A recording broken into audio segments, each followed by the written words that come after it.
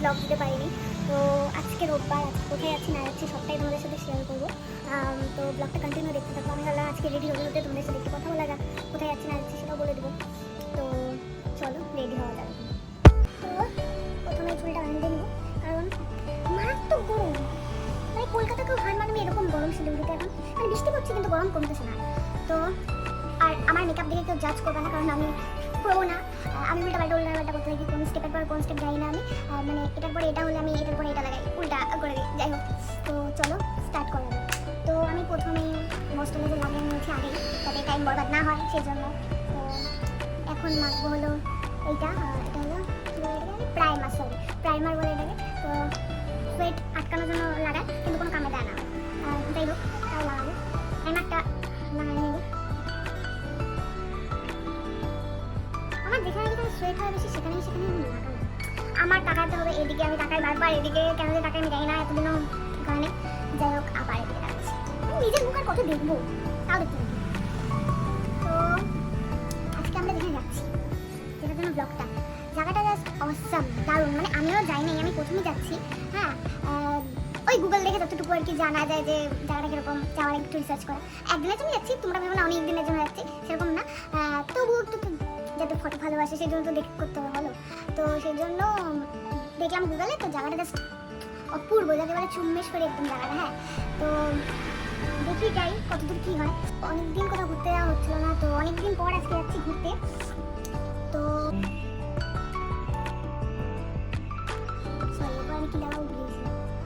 আমি লাগাবো এরপরে কনসিলার, নাই প্রায় শেষ।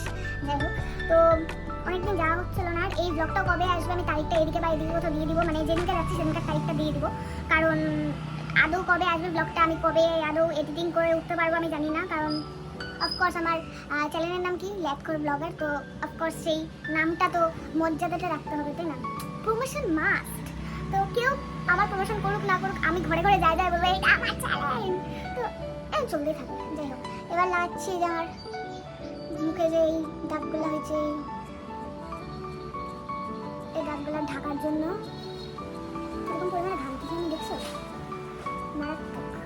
যাই হোক, আমি বেশি লাগাই না, ওই আন্ডার আই ফাই এটাকে আমি লাগাই না। তো যাই হোক, এটাকে আমি মিক্স করি। আমার ওই সব মানে ব্লেন্ডার লাগে না। হ্যাঁ, আমি নিজের হাতেই করি, একাই একসময়। এই কোনো মেকআপ আর্টিস্ট কিন্তু আমাকে ইয়ে করবা না, হেলাফেলা করবা না। আমি যতটুকু পারি ততটুকুই করবো, ঠিক আছে? তো এটা কমপ্লিট। এবার এটাকে আমি জানি ইয়েতে বলে হলো কী বলে ওগুলোকে, যে মেকআপ শেখাই টিউটোরিয়াল ইয়েতে বলে, এগুলোকে ব্লক করার জন্য এরকম একটা পাউচার দিতে হয়। তো যাই হোক, আমি পুরো ভিডিওটা মনে হচ্ছে এদিকে তাকাই করবো, কোনো ব্যাপার না, তোমরা ম্যানেজ করবে আমি জানি। তো যেখানে যেখানে এই কনসিলারটা লাগাইলাম সেখানে সেখানে এই পাউডারটা দিয়ে লক করতে হবে ভালো করে। তো লক করি।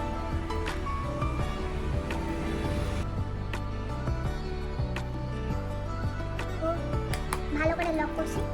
হলো ব্লাশ, আমি সব কিছু দিই না। তো ডাইরেক্ট আমি ব্লাশে জাম্প করি, তো ভরে ব্লাশ লাগাবো। কেউ নাই ব্লাশ করে না, গিয়েছে আমরা নিজেরাই ব্লাশ করবো। এগুলো একটু এমন করে দিবা যাতে মনে হয় কিছু, ঠিক আছে? তো যাই হোক, এটা হলো লিপস্টিক, ঠিক আছে? আমি লাগাই সস্তায় জুডিওর লিপস্টিকটাই কিনি, সস্তায় টিকাও ভালো। অত দামি কিনি না, এটাও অল্প লাগালেই হয়ে যায়। লিপস্টিক তো যা বলতেছিলাম, যেখানে যাচ্ছি জায়গাটা জাস্ট দারুণ। জায়গাটার নাম শুনলে তোমরা মনে করবা এরকম জায়গার আবার নাম হয়, কিন্তু জায়গাটার নামের উপরে যাবে না তোমরা। জায়গাটা জাস্ট চুম্মেশ্বরী জায়গাটা, ঠিক আছে? এবার একটু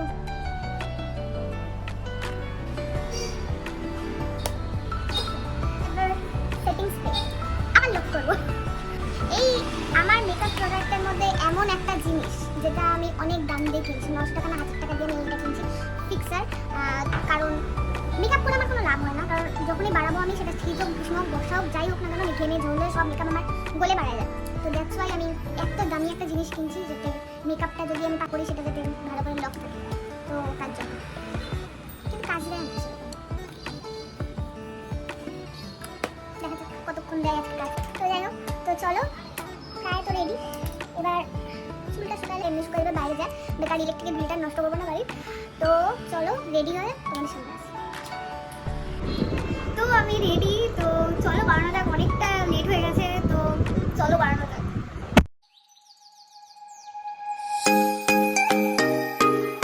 জাস্ট দেখো, আমরা এখনো অনেকটা নিচে, তবু কি সুন্দর ক্লিয়ার পাহাড়টা দেখা যাচ্ছে। তাহলে সামনে গেলে কতটা সুন্দর দেখা যাবে।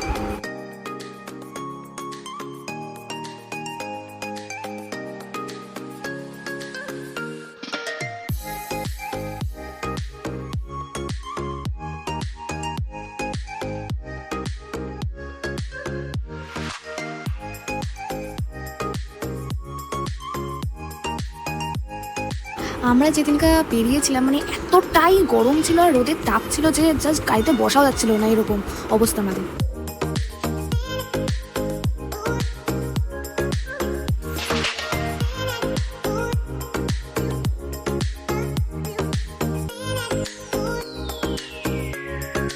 মানে সারাটা রাস্তা আমি এরকম ঝুঁকে ঝুঁকে আসছি, কারণ যাতে কি কোনো একটা দিক থেকে বাঁচা যায় আর কি রোদের থেকে। কিন্তু না, কোথার থেকে বাঁচবো আর, মানে হেডলাইটের মতো মাথার উপরে একদম বসে আছে। তাই অগত্যা বাঁচার উপায় নেই, এরকম করেই এগোতে শুরু করলাম। মানে তার ওপর দেখো এক্ষুনি একটা জ্যাম লাগবে, মানে বলে না গোদের উপরে বিস্ফোরা। এমনি মানে গাড়ি চললেই বসা যাচ্ছে না, সেখানে জ্যামের মধ্যে আধা ঘন্টার উপরে আমরা দাঁড়িয়েছিলাম।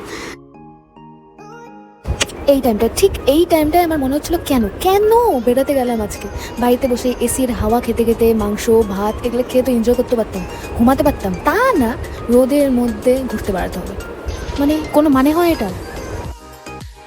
তো যাই হোক, অনেকক্ষণ দাঁড়ায় থাকার পরে অনেকক্ষণ পরে জ্যামটা ছাড়লো। জাস্ট দেখো তোমরা কীরকম লাইন লেগেছে। তো এরপরে আমরা আবার এগোতে শুরু করলাম।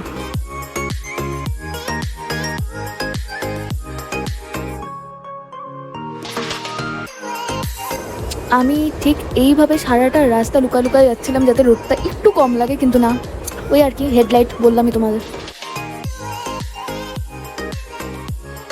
মানে দেখো, খালি কলকাতার লোকরা খালি মনে করে তো যে আমরা শিলিগুড়িতে থাকি, আমাদের কি মানে কি জীবন, সারাক্ষণ বরফ পড়ছে, সারাক্ষণ ঠান্ডার মধ্যে ঘুরে বেড়াচ্ছি। এটা হলো রিয়ালিটি চেক, দেখতে পারলা তো।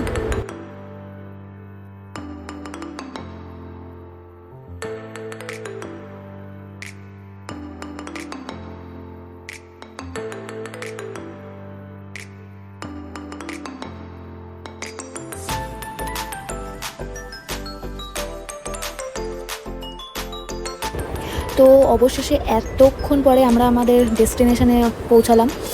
অনেকটা উপরে উঠতে হবে, দাঁড়াও উঠে নিই, তারপর কথা হচ্ছে তোমাদের সাথে আবার। এই স্পটটায় আসার আগে আরও দুটো স্পট পড়ে পরপর রাস্তায়।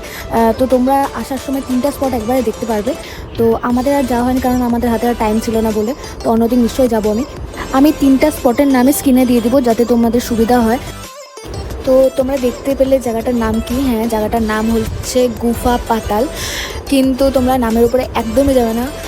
জায়গাটার নামের মধ্যে পাতাল শব্দটা থাকলেও একদমই পাতালের মতো অত বাজে নিকৃষ্ট দেখতে না। দারুণ জায়গাটা দেখতে, উল্টা তো আমার মনে হলো একদম স্বর্গের মতোই দেখতে।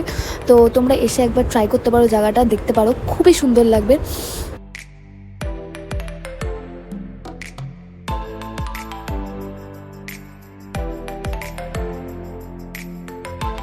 এখানে দেখো, এখানে সবাই গান চালিয়ে পার্টি করছিল, মানে কিছুই বুঝতে পারছিলাম না আর কি, নেপালি গান হচ্ছিল। এই জায়গাটা জাস্ট দেখো, এই জায়গাটা দেখলে তোমার পাতাল পাতালি ফিলিং আসবে।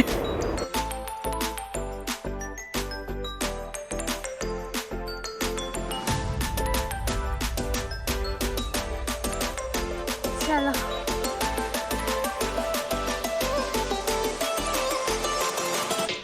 তো এখানে 20 টাকা করে টিকিট নেয় এন্ট্রির জন্য। তো পার পার্সন 20 টাকা করে। এখানে সিজন টাইমে গেলে তোমরা অনেক অনেক ধরনের ফুলের গাছ দেখতে পারবে।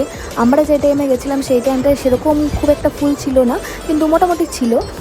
তো আমি স্ক্রিনে লিখে দিব যে কোন টাইমটায় গেলে তোমরা দারুণ দারুণ ফুলের গাছ দেখতে পারবে। বাট হ্যাঁ, এখানে ফুলের গাছ বা ফুল ছাড়া একদমই অ্যালাউ না, আর উচিতও না করা। যদি কেউ ফুলের গাছ বা ফুল ছেড়ে, তাদের 200 টাকা করে ফাইন হবে।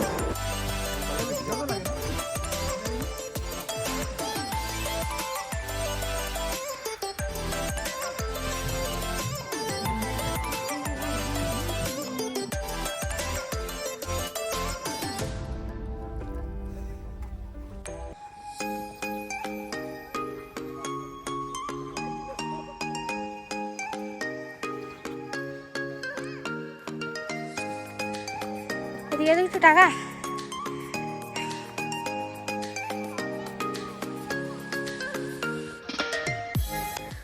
আমরা আজকে কোথায় আসছি? আমরা গোপালধারা। ও মা, কত দূর! তো এখানে অনেক ঘোরাফেরা তো হলো, এবার নিচে নেওয়া যাক। অনেক ভিডিও ফটো অনেক কিছু তুলে নিয়েছি, তো এবার যাওয়া যাক নিচে।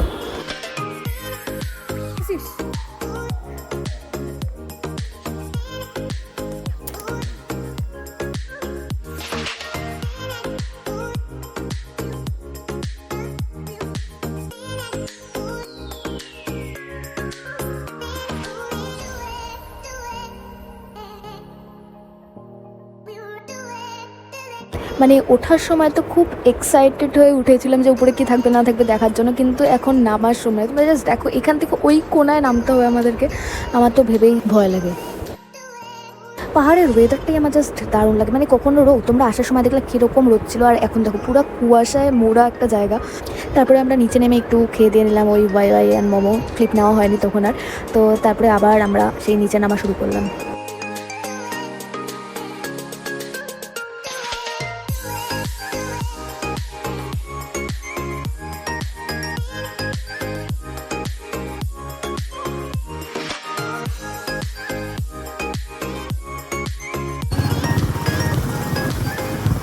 আমি বলবো শুধু তোমরা এখানে আসো কয়েকদিনের জন্য, এসে মানে একদম সতেজ নিঃশ্বাস প্রশ্বাস নিয়ে তারপরে আবার ফিরে যাও যে যার জায়গায়।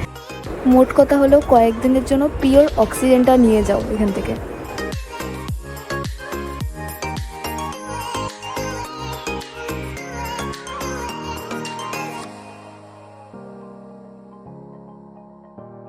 যাওয়ার সময় রাস্তাটা যতটা সুন্দর লাগছিল, নামার সময় রাস্তাটা রাত থেকেও বেশি সুন্দর লাগছে আমার। তোমরা জানাও তোমাদের কেমন লাগছে।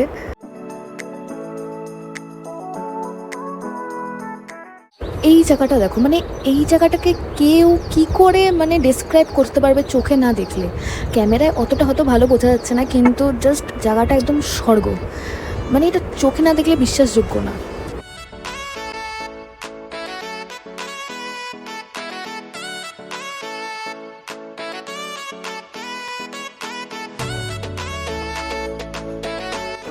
বেশি কথা আর বলবো না, অনেক ভাটবকা হয়ে গেছে। যাই হোক, তোমরা এখন রাস্তাটা খালি এনজয় করো।